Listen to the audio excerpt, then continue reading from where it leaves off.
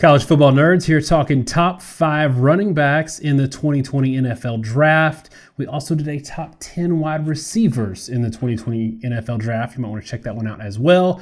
But not until you're finished with this one. We got to not hurt our analytics by bailing too fast. Want to remind you, if you haven't already, please like and subscribe. And this time with me, like on the wide receiver video, I've got Josh in the house. He wasn't with me for the best ever video that we posted a few weeks ago, but he is back. It's hard to pin him down in the offseason, but he is here. We're talking top 5 running backs, which means in the comments, you're going to let me know what your top 5 running backs are in this draft. And you can also let me know where we were wrong on ours and how crazy we are. All right, Josh, first one up. For me, number 5 is Clyde EdwardsHelaire. And I'm going to piss off a lot of LSU fans out of the gate. Let me know if I'm crazy. Clyde EdwardsHelaire, for me, is number 5 or isn't even consideration for the top 5 running backs in the NFL Draft this year because of his pass catching ability and not necessarily as a pure running back, because I'm not super sold on him as a running back. But knowing where the NFL is right now and knowing what kind of league it is, it's a pass-first league. He was super valuable to LSU in a very NFL-style pro scheme, being able to be effective as a pass catcher, but also, and almost equally as important, as a pass blocker. So, Josh, let me know, am I crazy to not be super sold on him as a pure running back and really only ranking him up there because of what he can do in the passing game? So, one, I don't necessarily think you're crazy, and I'll do my number 5, then I'll do my number 4, because my number 5 is Cam Akers, and my number 4 is EdwardsHelaire. So I can sort of touch on both at the same time. And I can differentiate between the two a little bit. So Akers goes into the combine. He's underutilized, wasn't nearly as productive in college, but he's 217 pounds. He runs a 4.47 40 at 5'10". Clyde EdwardsHelaire is smaller than Akers at 207 5'7". He runs a 4.6 40. So a good bit slower. Now, I'm not super high on Akers, and there's a whole other discussion with him, but that discussion I think is relevant here, that Akers was, as a freshman, an awesome guy. Like, most people, when you saw Cam Akers as a freshman at Florida State, thought he was going to be one of the top 3 backs in his class, no problem. Former 5-star guy, seemed like a slam dunk. And he's gotten progressively worse over time, playing behind a really bad offensive line. I think there's a real argument that not only did he have probably more touches than he should have at certain times, but he probably had really nasty touches because he's getting hit by defensive linemen, where most guys at least get to the linebacker level and they get hit by somebody, a good 80 pounds smaller.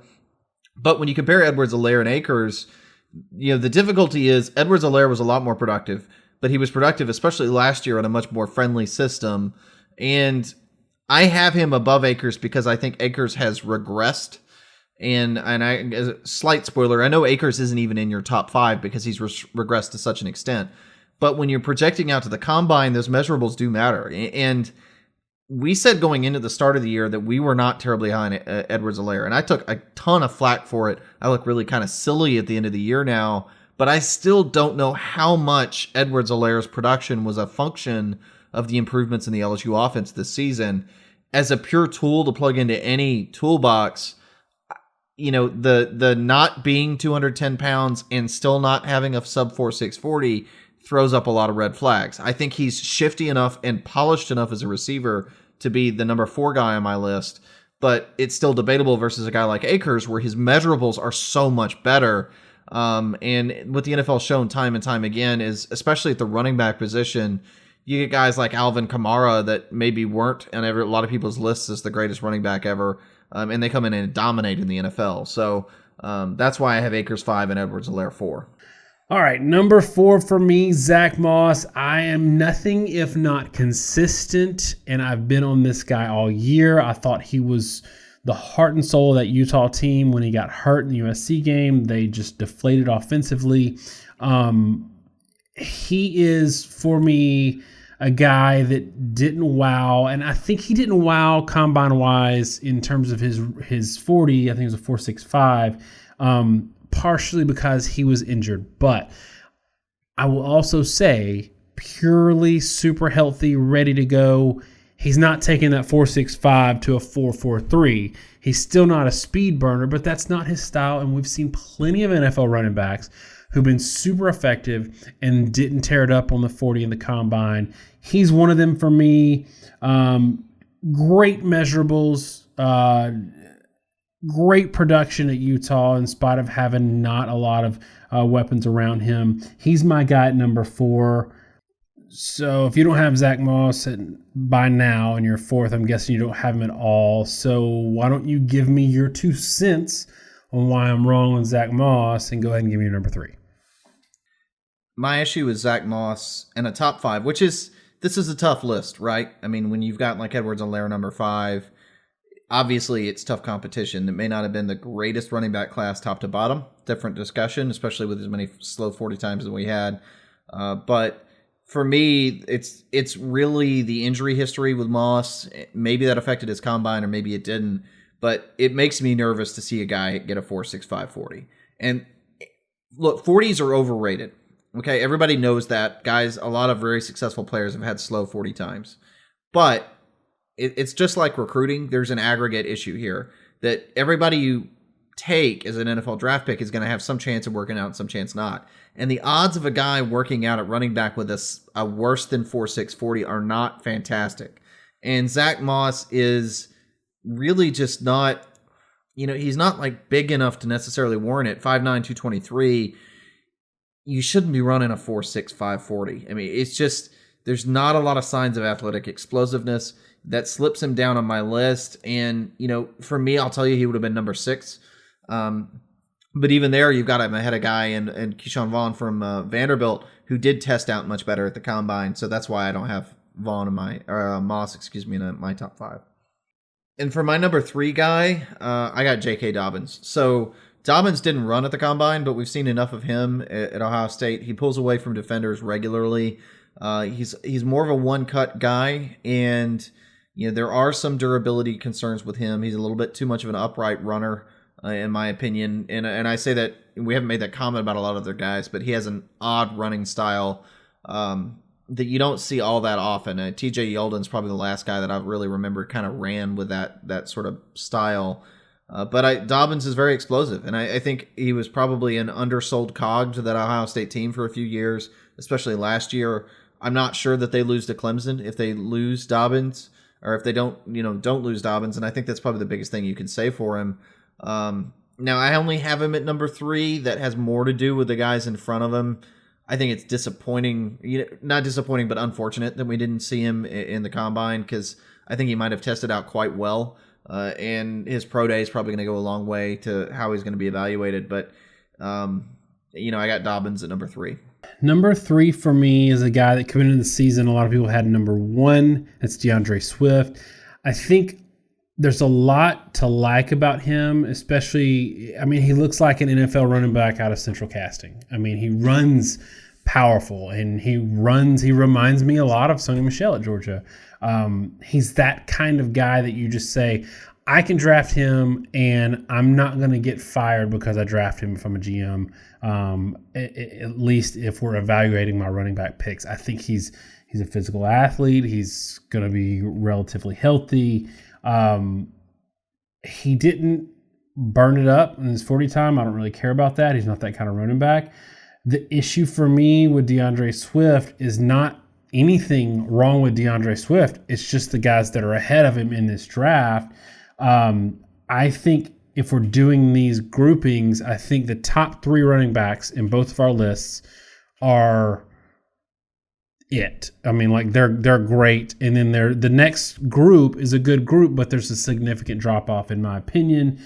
DeAndre Swift at number 3. I'll go ahead and give my number 2. It's J.K. Dobbins. I like Dobbins for a lot of the same reasons you do that we've said all year. We've seen him take over games. And that's hard to do when you have such a talent advantage at every other position offensively versus the opponents you face. And everybody that Ohio State played this year, Ohio State was more talented than. And that's including Clemson. J.K. Dobbins could take over a game. And not only that, but when he went out of a game, we saw against Clemson how big of a drop-off they had offensively. That's my number 2 guy. I really like him. I really wanted him number 1. I couldn't. But give me your number 2, and then we'll talk about our number 1. So my number 2 is DeAndre Swift. And like you said, I mean, Swift's a very fast back, and I'm sure some Georgia fans are going to be upset when we say, like, not necessarily a complete burner. He's not as explosive as a Saquon Barkley or a Josh Jacobs. I mean, he absolutely has home run hitting ability, but it's not necessarily his calling card. There have been faster backs. There are faster backs in the NFL, but he is fat. The thing with Swift, I think, is he's got like you say, the top 3 backs all have this blend of traits that say they can be an every down back. They can do everything on the field. Swift is fast enough to hit the home run. He's not going to get chased down by a linebacker necessarily, right? I mean, he can hit a seam and go, but he's also very good in terms of his cutting and agility. I mean, when he hits a hole hard. In some ways, I think he looks faster than he is because when he hits a hole, he's so cut and go that he can just explode through that hole, and he gets to the second level very, very quickly. I don't think he's as shifty maybe as some of the other guys in the draft. Like EdwardsHelaire, the thing that has made him maybe better than his measurables, he's very shifty. I mean, he's very good at sort of maintaining his balance, finding a hole. There's a little bit of it, kind of reminds me a little ways of Mark Ingram. I just don't know that his ceiling's as high as Mark Ingram in that regard. But Swift, in terms of a one-cut back, is a top-level guy. And I'm guessing both of us have the same number 1, given the guy that's not been on either list so far. So the number 1 for me, and I'm assuming for you, would be Jonathan Taylor. Jonathan Taylor was, he was the most dominant back in the Big Ten, probably the most dominant back on the college field this past year. We've both kind of hinted at the fact that Taylor may be even better than we realize. That offense for Wisconsin was not overly balanced, and they did not have great quarterback play last year. What they did have was Jonathan Taylor causing strains on everything on the football field. And, he still was supremely productive, but just incredible burst. He's absolutely a 3-down back. He can absolutely grind it out between the tackles. But the thing that really makes him good is ability to hit, maintain his balance, and then sort of bounce it, stay up. And then once he gets a little bit of a seam, or if you don't wrap up, he's gone. And a guy like that is just devastating. A guy like that is incredibly valuable in the NFL because what you want from a running back is somebody that's going to consistently get the yards you need. But what you really, really want in the NFL is a guy that can get you the yards you need on a 2nd and 4. And then when the guy misses the tackle, he bounces it off, and then he just runs it home for a touchdown. And those extra couple big explosive plays are what differentiates the best backs from the rest in the NFL. I think Jonathan Taylor has that kind of explosiveness, and that's why I have him as the top back in the draft. Oh, and by the way, the other thing you didn't mention, the one thing that everybody's thinking, 4.39 40 at the combine. So you've got a guy, and he reminds me a lot of like what we said about Chase Claypool, where we've seen the production, we see the physical traits, and if he comes in and runs a 4.55, that's fine. That's good enough. He's not sliding on anybody's draft boards, but he puts up a 4.39 to add to all the other things we know about him, which really vaulted him up to the number 1 back for a lot of people. I had Dobbins number 1 until I saw that, and I tried not to be influenced too much by the combine, but I think that was truly impressive. So for me, everything that you said, plus the 4.39 40. I'm excited to see what this guy can do in the NFL. All right, as we wrap it up, got to wrap it up. Talk about one guy that wasn't in your top 5 that you could see really having a lot of success in the NFL that we haven't really talked about. I think one guy that flew a little bit under the radar is A.J. Dillon. And the thing with A.J. Dillon, he was super productive at Boston College. Has a reputation as a bigger back, right? He's 6 foot, 247 pounds, but he low-key, he ran a 4.53 40. I mean, 23 on the bench press, obviously a strong guy, but 41 vertical jump, 131 broad jump. I think the thing that kind of surprised with him is how explosive he is, and he was a really consistent performer. And Boston, I'm trying to figure out if I'm going to sugarcoat it. I'm not. Boston College sucked, and the offense was terrible schematically. They had poor quarterback play during his tenure there. there was nothing really good about their offense. And at times he produced at a high level. I think A.J. Dillon is a guy, given his measurables, which I think he ran a lot. You can say, okay, 4.53 is not necessarily that fast. 4.53 at 247 is. And a lot of people talked about him being converted as a fullback. I think he showed that he's a bruiser of a running back. And that's a guy that, there's a spot in the NFL for guys that can run, that are explosive and are that size, and somebody's going to find a role for him. I think A.J. Dillon is a guy that could absolutely have a more productive career than maybe anybody anticipated. All right, y'all, that's our list of top 5 running backs, plus some discussion about a couple others that we think you're going to like for this upcoming draft in the 2020 NFL Draft. Let us know again what you think about these running backs, where you have them, your top 5, your order.